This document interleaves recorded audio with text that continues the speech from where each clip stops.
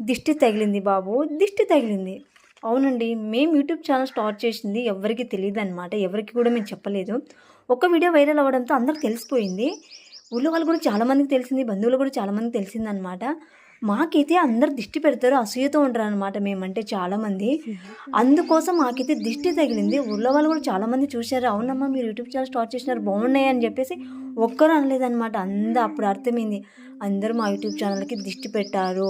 అందరూ మా మీద అసూయతో ఉన్నారని అర్థమైందనమాట. అందుకే నేను తలస్నానం చేసి మా తోటలో నా వెంట్రుకలకైతే నేను దిష్టి తీసుకుంటున్నాను. ఎందుకంటే ఎవరైనా చూపులు కానీ, దిష్టి కానీ, శని కానీ ఆ ప్రభావం ఉందంటే వెంట్రుకల్లో అంటుకొని ఉంటుందంట. అందుకోసమే వెంట్రుకలకి వారానికి ఒకసారి కానీ ఇట్లా సాంబ్రాణి పొగ వేసుకోవాలంట.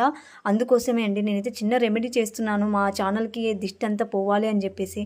అలాగే అది కూడా కాకుండా వెంట్రుకలు చాలా బలంగా ఉంటాయంట. మైగ్రేన్ సమస్యలు ఉన్న వాళ్ళకి ఇట్లా వేసుకోవడం వల్ల చాలా బాగుంటుందంట. చుండ్రు పోతుంది, తలలో పేర్లు ఉంటే పేలిపోతాయంట, ఆరోగ్యంగా జుట్టు అయితే పెరుగుతుందంట. ఇది కూడా ఉందన్నమాట. ఇంకా నేనైతే వేసుకుంటున్నానండి. నా దిష్టి అంతా పోవాలి, మా సీనంతా పోవాలి, ఎవరైతే అసూయపడుతున్నారో వాళ్ళంతా ఏం కాకుండానే ఉండాలి. మేము చూడ ఎంత బాధపడుతున్నాము ఇప్పుడు, ఆ బాధ వాళ్ళు పడకూడదు కదా.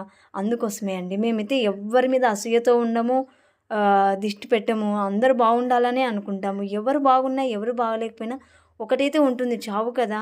మరి ఆ చావు ఉన్నప్పుడు అందరి మీద ఎందుకంత పగతో ఉండాలి, అసూయతో ఉండాలి? అందరూ బాగుండాలనే అనుకుందాం, అందరూ సంతోషంగా ఉండాలనే అనుకుందాం.